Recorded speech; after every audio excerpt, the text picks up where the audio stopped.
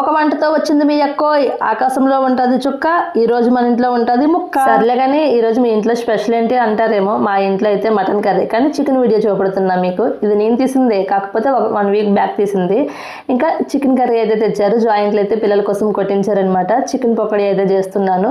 ముందుగా చికెన్ బాగా క్లీన్ చేసుకొని పసుపు, కారం, ఉప్పు, ధనియాల పొడి, జీలకర్ర పొడి, గరం మసాలా, అల్లం వెల్లుల్లి పేస్ట్, చికెన్ కబాబ్ మసాలా వేసుకున్న తర్వాత 1 కప్పు కార్న్ఫ్లవర్, 1 కప్పు బియ్యం పిండి వేసుకుని బాగా కలిపిన తర్వాత ఒక నిమ్మకాయ చెక్క పిండుకొని ఫ్రిడ్జ్లో అయితే పెట్టేసుకోవాలి. ఇంకా ½ అవర్ తర్వాత తీసి స్టవ్ ఆన్ చేసి ప్యాన్ పెట్టుకుని ఆయిల్ వేసి బాగా ఆయిల్ హీట్ అయిన తర్వాత ఈ ముక్కలు అలాగే లెగ్ పీసులు వేసుకొని బాగా ఫ్రై చేసుకోవాలి.